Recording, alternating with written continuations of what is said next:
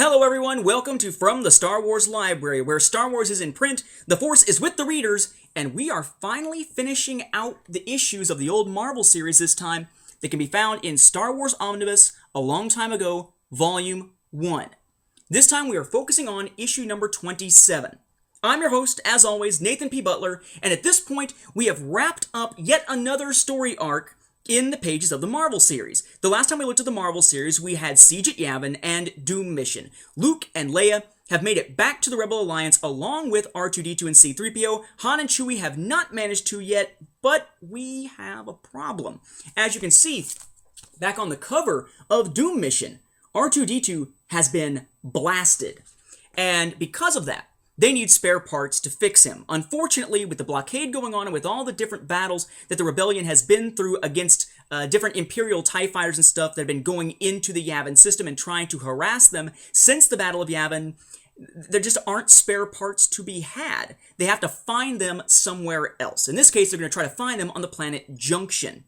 That brings us an opportunity to see a continuation of something we saw back in issue number 16 of the Marvel series. 16, you may recall, was a weird standalone issue that didn't feature our main characters. Instead, it introduced the bounty hunter Valance, this self-hating cyborg. He had been an Imperial officer, he'd been hurt on a rebel bombing run, and he'd been saved by becoming a cyborg. Except he was someone who was absolutely hate-filled towards droids. And now he is essentially partly the thing that he hates. By being a cyborg, he thinks of himself as half droid, half robot, half junk in his parlance, and this self-hatred leads him to have even more ire towards droids in general. He also has ire towards anyone who is seen as looking at droids as if they are somehow equals. He's a very conflicted individual. He thinks he knows what he wants, but really a lot of the hatred, some of it's self-directed, some of it's outward-directed, some of it's just prejudice, some of it is confusion. Luke says it very well at the end of this story arc, essentially saying that it looks like Valance really hasn't made up his mind about what he is, what he wants, and so forth, which really makes kind of a nice insight into that character. But Valance was introduced back then, and he wanted to take out Luke. Why? Because Luke is seen on these Imperial transmissions that he was able to get a bootleg, sort of illegal copy of from the Death Star, and he's seen fighting alongside C-3PO and R2-D2 as if they're friends, as if they're equals somehow, and that just grates upon his soul. So he wants Luke dead, and the droids presumably destroyed as well, as this symbol of all that he finds nasty, ugly, impure about the universe. Again, sort of that self-hatred thing. He can't love the robot part of himself, the cyborg part of himself. He can't bring himself to do that, and he's sort of lashing out against everyone else, as I guess bring in some Star Wars library psychology into the picture here, I suppose. In any event, we finally see the return of Valance and an intersection with our main characters as the story continues in the single-issue tale, number 27, Return of the Hunter, released in May of 1979, albeit with a September 1979 cover date because that's when it's supposed to be taken off the newsstands. It says, Luke and 3PO, stalked by the sinister cyborg, Return of the Hunter. What we have essentially here is that the hunter, Valance, is on the planet Junction, and at this point, he's been buying up droids and just blowing them up, just to kind of release his frustrations, and still is looking for Luke and the other droids, Luke and R2-D2 and C-3PO.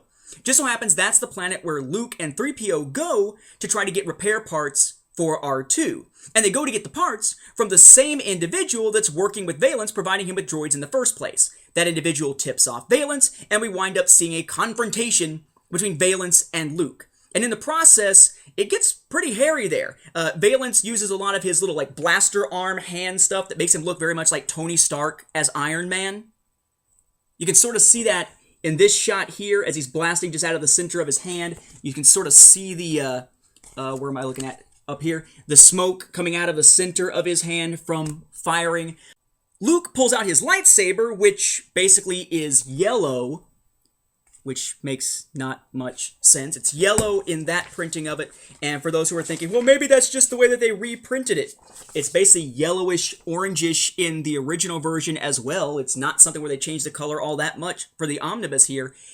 Luke pulls out his lightsaber, Valance fires at him with his hand, and Luke manages to block it, and it fires back into Valence's face, and Valence goes all like ba-bum, bum, ba-bum, goes all Arnold Terminator, and winds up with sort of a part human, I guess from your perspective here, it'd be like part human, part cyborg, half to his face being revealed.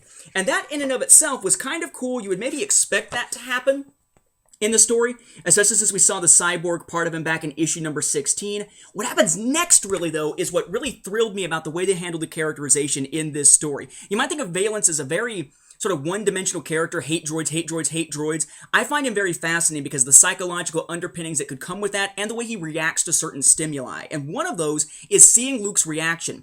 When he's revealed to be a cyborg, Luke himself, who's a friend of droids, says, "Valence, you're a Borg." No, not assimilate, resistance is futile kind of Borg. We're talking Borg as in cyborg. There's just no apostrophe.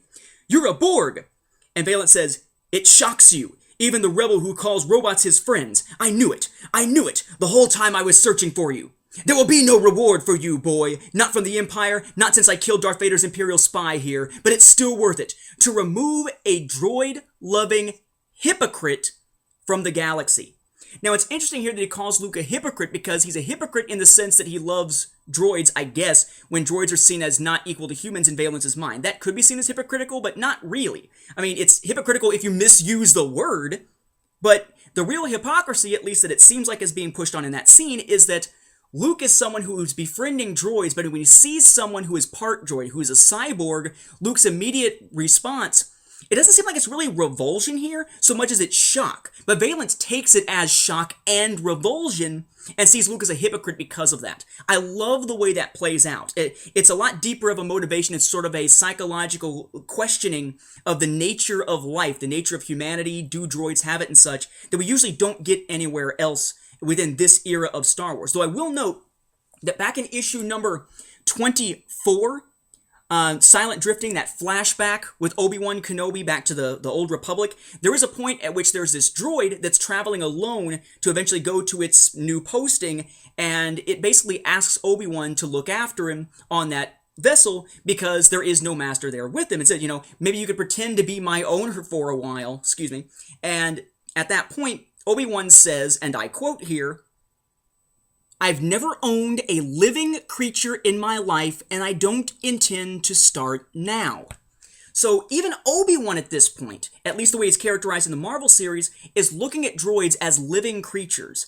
Maybe not sentient, but not being simply machines either. He sees them as something different, which does seem to kind of go against some of his characterization, the way he looks at droids a lot of times in the prequel era and such.